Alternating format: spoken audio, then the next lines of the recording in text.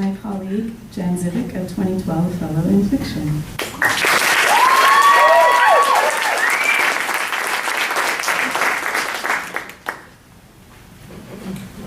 Before I begin my reading, I would like to announce that I too, like Jewel, would like to volunteer for a workshop. This is motivated and dedicated to Christina, and the name of my workshop is, in fact, Older Dykes Are Better.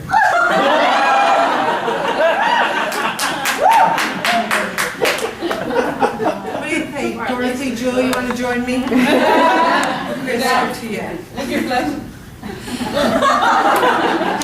Okay, mine is an excerpt from a 30-page short story, and it's called Closed Doors. It's about a marriage where the doors are closing between a wife, Catherine, and her husband, Loring, and the third person you need to know is Catherine's boss. All three of them have secrets. Loring walked into the Vintage on Haight-Ashbury, anxious to begin. Bloomingdale's big-ticket designs were beautiful, but what he had in mind was something more glamorous, more Rita Hayworth. Behind all the Halloween costumes on the front racks, he found a sales clerk at the back counter. She had tattoos of circus performers covering her arms, shoulders to wrists, and an unusually large nose ring that hung almost to her chin, making him wonder how she was able to eat. She was beautiful. She looked up at him, squinted, then ignored him, and looked back at her comic book, Women, Art, Revolution. He walked to the section of the store displaying formal wear. When he left 20 minutes later, he had purchased the perfect dress. Dark green satin, long sleeves, high collar, and a full-length skirt of multiple layers of gathered chiffon falling softly to the floor. Once in his gray Volvo, he drove down Haight past all the teenagers panhandling on the corner, murmuring to himself without rancor, "Some things never change." As he approached the apartment building, he remotely opened the garage door, crossed the double yellow line, and then closed the door as soon as his car was in. Unlocking the storage room, he hung his dress and locked it again. He was certain his wife, Catherine, would like the color, but knew it wasn't time to show her his dress quite yet. Although he longed to share his interest with his wife, his therapist, Otto, suggested he hadn't prepared her adequately, and he needed to wait. When they were first married, Loring had always shared his pleasures with her spontaneously, but that Catherine was lost to him now, trapped in her world of work. Then she came home, with her arms crossed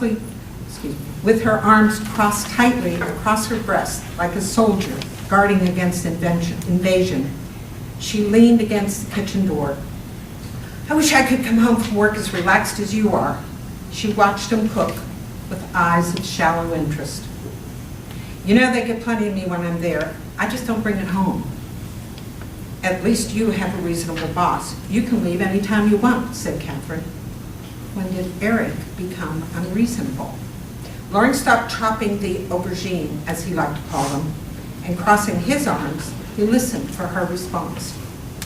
"And you have a staff to delegate to. I am Eric's staff. I'm forced to bring work home." Later, Loring went to bed alone, as usual.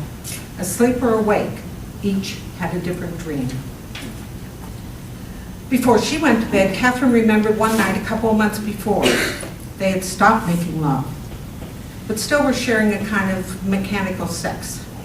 With nothing on his mind except coming, Loring was on top of Catherine, his face buried in her pillow, his body sweating, lost in the final moment.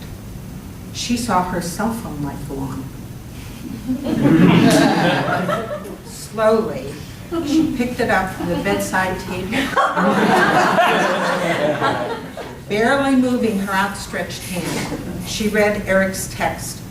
"Can you talk?" With her left thumb, she started to text no. But the light from the phone caught Loring's eye. "Oh, what the hell are you doing?" Loring rolled off her, jumped out of bed, knocking the cell phone out of her hand with such force it flew through the air and bounced off the bedroom wall. "It's Eric!" screamed Catherine. "We were having sex, for God's sakes," Lauren screamed back. "He doesn't know that, but you do." Lauren continued shouting, pacing the room as if the closed bedroom door locked him inside. His hands swept across the bureau, knocking everything to the floor. Her perfume, his cologne, silver-framed photos of them laughing in a tight embrace. "What do you want from me? You were acting like a machine. I don't think you even knew who was under you." "That's what you've become, Catherine, a machine." She remembered getting out of bed and running to the safety of the bathroom, wishing she had been able to take the phone with her, and praying Lauren did not pick it up.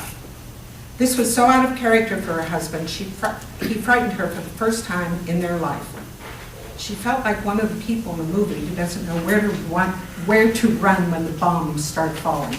Panic, run for cover. When Catherine got to bed after midnight, Lauren was breathing deeply, his back to her.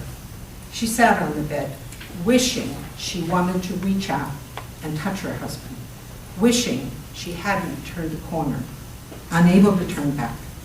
She hadn't touched him again since that night. I'm